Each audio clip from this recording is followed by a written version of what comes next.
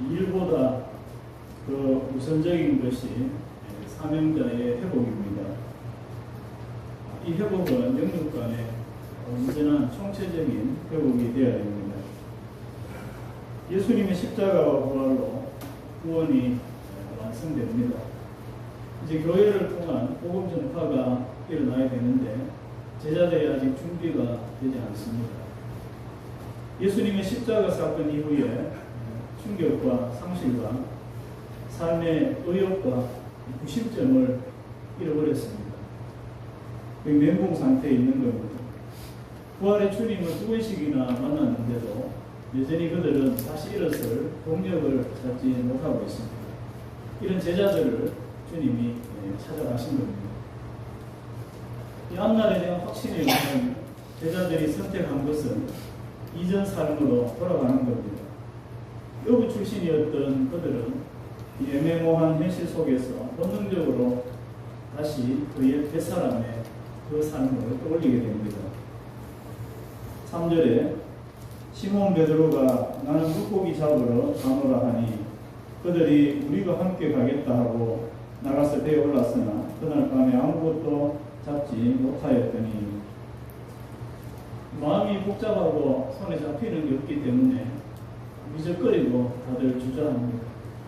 이때 행동파인 베드로가 나는 물고기 잡으러 간다 선언을 합니다. 그러니까 너도 나도 따라 맞습니다. 7명 중에서 4명이 떠보고 3명은 직업이 뭔지 모릅니다. 근데 분위기가 그쪽이니까 따라가는 겁니다. 왜 제자들이 이전 어부의 삶으로 다시 돌아갈까요? 3년이나 집중 훈련을 받고 집중 제자 훈련을 받고 부활을 목격했습니다. 예수님이 불렀고 예수님과 함께 복음을 전파하고 또 제자의 삶이 무언가를 이들은 충분히 배웠습니다. 그런데 선택은 뭡니까? 다시 물고기 잡으러 돌아가는 거죠. 이들의 마음을 들여다보면은 지난 3년 예수님과의 그 삶을 다 틀어버리고 일장 춘몽처럼 그렇게 버리고 과거로 다시 돌아가려는 것입니다. 과거로 가는 것이 가장 나은 선택이다. 그런 마음이 있었던 것 같습니다. 사람들은요, 과거를 미워합니다. 그리고 환상을 가지고 있습니다. 과거로 가면 모든 것이 잘 되고 더 행복해질 것이다. 실제 과거가 그렇지 않은데도 그런 생각을 합니다. 그렇게 해석을 하죠. 일종의 도피심리입니다. 출애굽 이스라엘이 400년 종살이를 하다가 하나님의 은혜로 바로 손에서 드디어 벗어납니다. 하나님의 능력으로 기적적인 해방을 맞이한 거예요. 그런데 광야로 들어가 보니까 힘듭니다. 그러니까 어떻게 평가합니까? 그 애국 생활을 보면서 고기 가마 옆에서 내가 가장 호강하던 그런 시절로 그렇게 생각을 하죠. 해석을 합니다. 가장 비참했던 날을 가장 행복했던 날로 그렇게 바꿔버립니다. 기억의 왜곡입니다. 이 현실의 결핍을 과거를 왜곡시켜서라도 보상받으려는 그러한 심리입니다. 그런데 이 과거에 대한 왜곡은요, 금세 깨져버립니다. 거물을 던지기 전까지는 아직까지 유지가 되고 있습니다. 그런데 거물을 던지는 순간 환상이 깨집니다. 그리고 혹독한 과거가 현실이 됩니다. 내가 업으로 돌아가면 거물을 던지기만 하면 물고기가 때로 몰려올 것이다. 베드로 생각에 그런 환상이 있었던 것 같습니다. 그런데 거물을 던지니까 물고기가 한 마리도 밤새 잡히지 않습니다.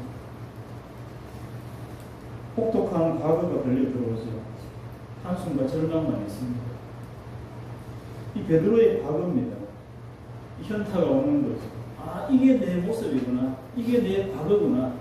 텅 빈 거물을 보면서 그제서야 자신의 모습을 발견하게 됩니다. 사탄은 우리의 기억을 왜곡시킵니다. 현실보다는 자꾸 과거를 미화시킵니다. 과거에 눈을 맞추게 합니다. 그때가 좋았어. 고기 가마 옆에 있었어. 사탄이 왜곡시킨 기억입니다. 힘든 건 다 빼버리는 거죠. 눈이 과거에 머물러 있으면요, 현실을 부정적으로 바라봅니다. 과거의 가장 좋은 기억과 현실을 자꾸 비교를 하니까 현실에 만족이 되지 않습니다. 불만이 생기는 것입니다. 현실 적응 능력이 떨어지고 현실에서 해야 될 사명을 감당할 수가 없는 거죠. 현실을 제대로 봐야 이 사명도 보이고 뭔가를 할 수 있는데 과거에 눈이 가 있으면 이 실력 발휘를 할 수가 없는 것입니다. 계속 과거 이야기를 하고 옛날로 눈을 맞추는 사람과는 앞으로 같이 갈 수가 없습니다. 예수님께서는 제자들에게 쟁기를 잡고 뒤를 돌아보는 자는 하나님 나라에 합당하지 않는 자다라고 말씀합니다. 쟁기를 잡고 뒤로 돌아보는 자는 과거에 늘 묶여 있습니다. 육체에 묶여 있습니다. 제자가 될 수 없습니다. 제자는 성령이 주시는 비전을 가지고 앞으로 나아가는 그런 사람이죠. 미래에 맞춰져 있습니다. 소돔 고모라가 멸망할 때에 하나님께서 아브라함의 중보 기도를 듣고 롯의 가족을 살려주십니다. 그런데 롯의 아내는 몸은 빠져나왔는데 이 마음과 눈은 여전히 머물러 있는 것입니다. 그러니까 뒤로 돌아보게 됩니다. 소금 기둥이 되고 구원에 참여하지 못하게 되죠. 내 삶이 과거 지향적인지 미래 지향적인지 우리는 좀 돌아볼 필요가 있습니다. 자꾸 옛날을 그리워하고 옛날 이야기하고 이러면요, 육체에 속한 사람의 가능성이 없습니다. 성령의 인도하심에 순종할 준비가 되어 있지 않습니다. 말씀에 순종할 준비, 하나님의 일을 할 준비가 되지 않은 거죠. 성령의 사람은요, 미래지향적입니다. 과거를 자꾸 그리워하기보다는 성령께서 이끄시는 그 미래에 나를 내어드릴 준비가 되어 있는 것입니다. 광야를 바라볼 때에 그저 고통스럽게만 보고 악평하지 않습니다. 이 광야는 가나안으로 들어가는 길목으로 그렇게 확신하고 있는 것입니다. 본문을 묵상하면서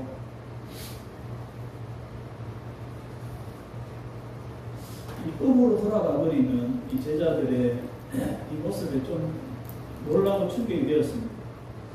십자가를 지시는 주님을 보고 돌아가는 것은 이해가 됩니다. 힘들고 어려우니까. 그런데 부활의 주님을 봤는데도 어떻게 다시 돌아갈 수가 있는가? 이 십자가와 부활은요, 구속사의 완성이고 기적 중의 기적입니다. 우리가 가지고 있는 믿음 중에서 이것보다 더 확실하고 더 큰 것이 어디 있습니까? 그럼에도 이걸 봤는데도 돌아가고 있습니다. 이런 의문은요, 현실로 돌아와서 우리 자신의 삶을 보면 됩니다. 우리는 창조와 구원을 믿고 부활과 영생을 소망하며 살아가는 그런 삶입니다. 그런데 이런 우리의 삶이 늘 경건하고 천국 소망 붙들고 그렇게만 살아갑니까?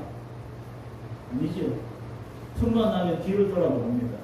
그리고 세상과 욕심을 향해서 탐을 내는 것입니다. 그럼에도 우리의 삶이 믿음에서 완전히 떨어지지 않고 계속해서 천국을 향해 가고 있는 것을 보면은 이 능력이 우리에게 있지 않다는 것입니다. 전적으로 하나님의 능력이고 은혜에 속한 것입니다. 부활을 목도했음에도 제자들은 여전히 육체를 이기거나 사명을 감당할 힘이 없습니다. 십자가도 주님이 지신 것이고 부활도 주님이 이루시고 교회도 주님이 세우시고 복음 전파도 주님이 하시는 거죠. 내가 기적을 보고 부활을 봤다고 해서 내가 능력자가 되는 것이 아닙니다. 제자들은 어쩌면 부활의 주님을 보면서 좀 기대를 했을 수 있습니다. 이제 내 삶이 획기적으로 바뀌겠구나. 능력 있는 삶이 되겠구나. 결론은 뭐예요? 업으로 돌아간 것입니다. 모든 것이 갖춰져도 여전히 우리는 무능하고요, 절망적이고 복음에 1도 도움이 되지 않는다는 것입니다. 이게 우리의 본질입니다.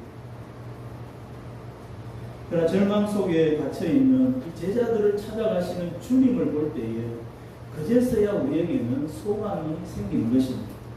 이 우리 인생의 그리고 우리 신앙생활의 본질입니다. 주님이 찾아오셔야, 주님 우리 속에서 뭔가를 시작하셔야 그때부터 구원이 시작이 됩니다. 역사가 시작이 되는 것입니다. 성도는 성령이 임하셔야 십자가 부활이 우리 속에 능력이 됩니다. 구원의 능력이 됩니다. 살아 역사하는 권능이 됩니다. 제자들과 우리가 해야 될 일은 이 성령을 사모하고 성령을 덧입는 것입니다.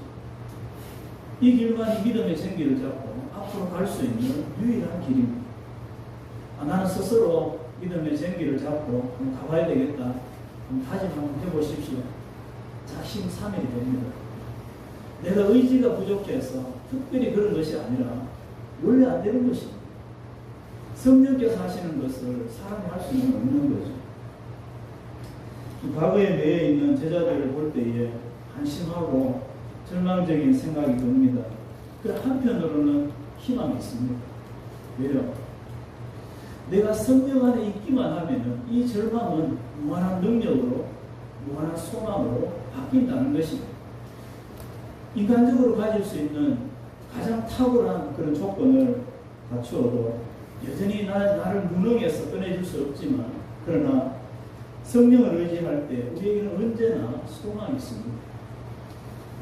성령을 바라보고 의지하는 이 삶이 성도의 가장 기본적인 삶입니다. 그 아래나 그 외에는 없습니다. 오직 우리를 찾아오시는 성령을 의지함으로 내 모든 삶과 신앙생활이 살아 역동하고 열매 맺는 그런 복된 삶이 될 수 있기를 주의 이름으로 축원합니다.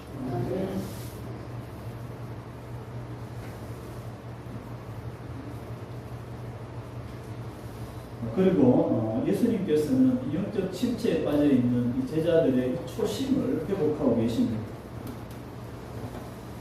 5절 6절 우리 같이 한번 읽겠습니다. 시작. 예수께서 이르시되 얘들아 너희에게 고기가 있느냐 대답하되 없나이다. 이르시되 그물을 내 오른편에 두니라. 그리하면 가로리라 하시니 이에 던졌더니 물고기가 많아 그물을 들 수 없더라. 이 장면은 누가복음 5장의 장면과 아주 흡사합니다.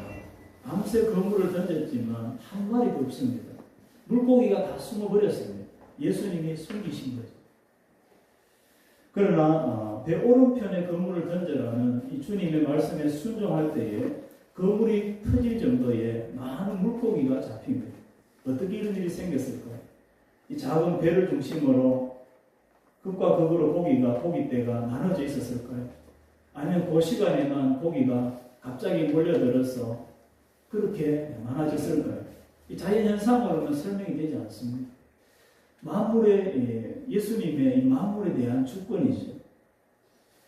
누가복음에서는 깊은 곳에 물고기를 숨기시고 오늘 요한복음에서는 배 오른편에 물고기를 숨겨두십니다. 어부들은 이 물때를 잘 압니다.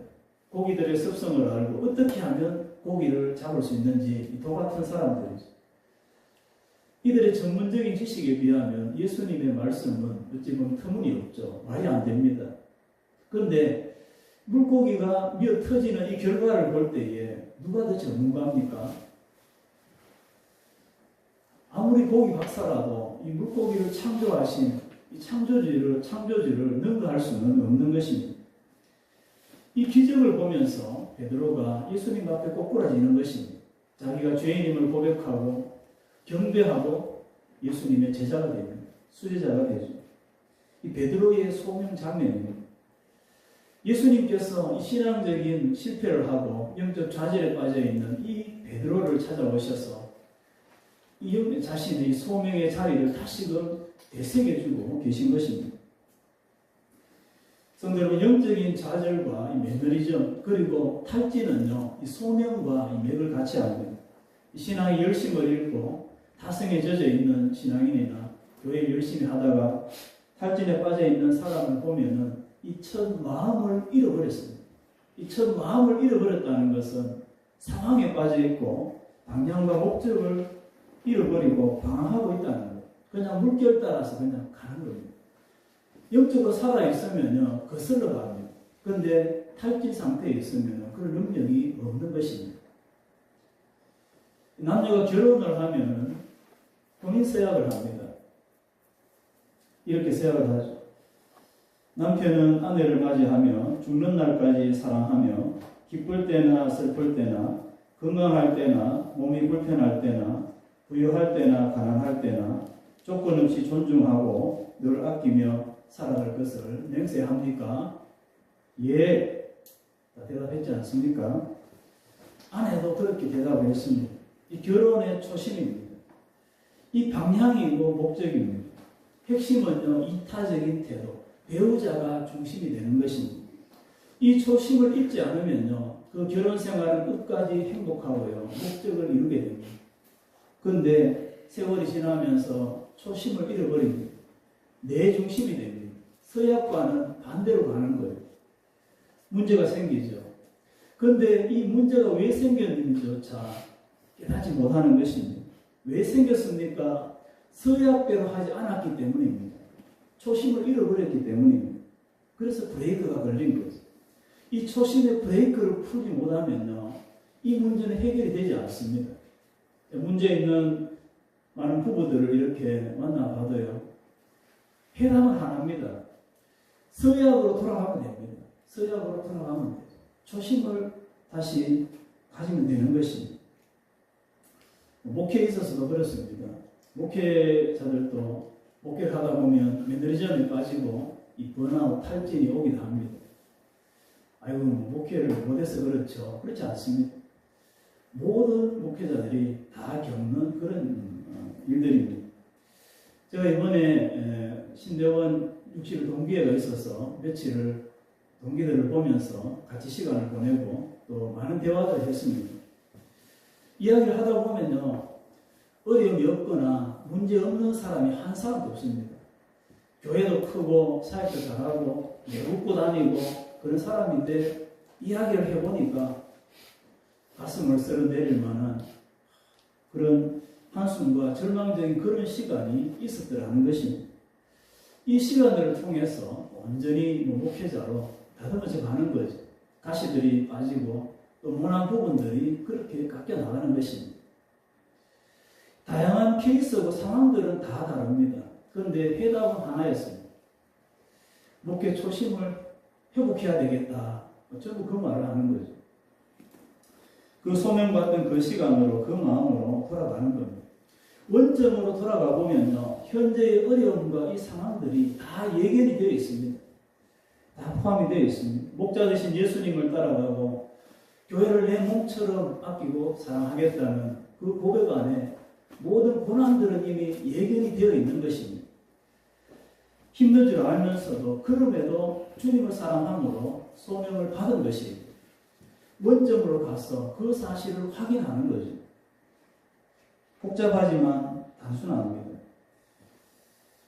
이 목회를 하면서 받아들이기 어려운 사람들이 있습니다.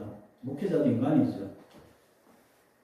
때로는 교인들 중에서도 있고요. 때로는 주변 목회자들 중에도 있습니다. 아이고, 목회자가 다 품어야지 그런 게 어디 있습니까? 현실하고 이상의 이 괴리가 있습니다. 인간적으로 보면은 그냥 뭐 피하고 안 만나면 되죠. 안 보면 됩니다. 그런데 우리 속에 계신 성령께서 계속 도전을 하십니다. 목회의 본질을 되새기게 하시고 마음을 불편하게 하십니다. 이 성령의 음성에 복종해서 초심으로 돌아가는 거죠. 그러면 도저히 받지 못하는 사람, 용서하지 못하는 사람을 향해서도 마음을 열게 됩니다. 내키지 않죠. 그러나 순종하는 것입니다. 그러면 그 다음은 성령께서 하나님이 인도해 가시는 것입니다. 목회자나 성도나 똑같습니다. 믿음의 본질로 성도의 본래 자리로 돌아가면 풀리는 것입니다. 이 본질보다 내 체면, 내 자존심을 생각하면요, 순종할 수 없는 것입니다. 요한계시록 예수님께서는 에베소 교회의 첫사랑의 회복을 말씀하십니다. 계시록 2장 4절 5절 같이 읽습니다. 시작. 그러나 그를 책망할 것이 있나니 그의 좋은 사람을 버렸느니라. 그러므로 어디서 떨어졌는지를 생각하고 회개하여 처음 행위를 하리라. 만일 그리하지 아니하고 회개하지 아니하면 내가 내게 가서 내 촛대를 그 자리에서 옮기리라. 처음 사랑은 구원의 감사와 감격을 담고 있는 주님을 향한 순전한 열정입니다. 그런데 어느 순간 때가 묻고 형식화되고 내 중심이 되는 겁니다. 이거 돌이키지 않으면 제자로서 사명자로서 살아갈 수가 없습니다. 그러면 촛대로 옮기시는 거예요. 사명을 감당하지 않는 사명자, 사명을 잊어버린 교회 쓸 수 없는 것입니다.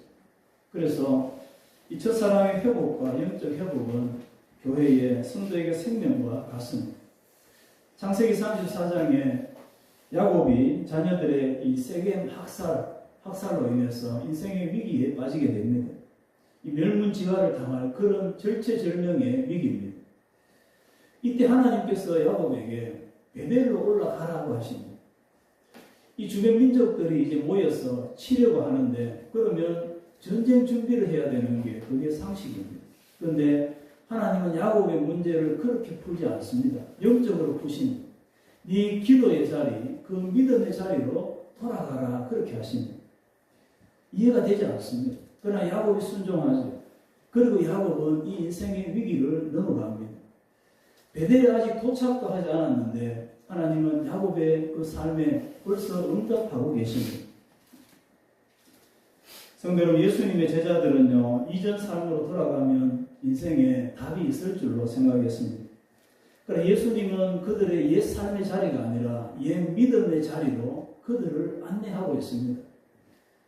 성경에 과거로 돌아가는 것은 좀 부정적으로 표현을 하는데, 그러나 믿음의 자리는 긍정적으로 묘사합니다. 믿음의 자리로 돌아가라. 이 베델로 돌아가라고 하십니다. 이 거물을 던지는 이 자리가 베드로에게는 베델이죠. 영적 베델입니다. 성도 여러분, 영적 침체나 이 매너리즘에 빠지면 방향을 잃어버리게 됩니다. 살길 찾아서 이리저리 다니다 보면 방황을 하게 되고 또 잘못된 길을 찾기도 합니다. 그러나 성경에서 회복의 길은요, 언제나 하나입니다. 말씀으로 돌아가라. 그리고 하나님께로 돌아가라. 구약의 선지자들이 수많은 외침을 하고 있습니다. 수없이 외치는데 딱 하나로 그렇게 요약이 되는 거예요. 여호와께로 돌아오라. 그 말씀이죠. 그러면 긍휼하심을 받고 회복이 되고 은혜의 문이 열리는 것입니다. 성도 여러분, 영육간에 힘들고 고난하고 삶이 복잡하고 문제가 풀리지 않고 답답하지 않습니까? 더 큰 은혜가 필요한 그런 삶은 아닙니까? 순종함으로 배 오른편에 그물을 던지면 됩니다. 또는 더 깊은 데로 그물을 던지면 됩니다. 저 사명의 자리로, 은혜의 자리로 돌아가면, 믿음의 자리로, 기도의 자리로 돌아가면 됩니다. 그러면 거기에 답이 있는 것입니다. 이 지혜와 결단이 있는 삶이 되시기를 주의 이름으로 축원합니다.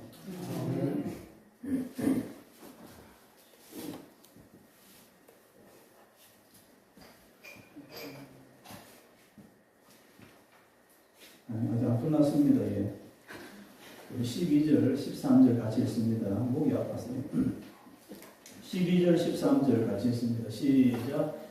예수께서 이르시되 와서 조각을 먹으라 하시니 제자들이 주님이신 줄 아는 고로 당신이 누구냐? 감히 묻는 자가 없더라. 예수께서 가셔서 떡을 가져다가 그들에게 주시고 생선도 그와 같이 하시니라. 영적 회복은 육적 회복과 같이 갑니다. 분리가 되지 않습니다.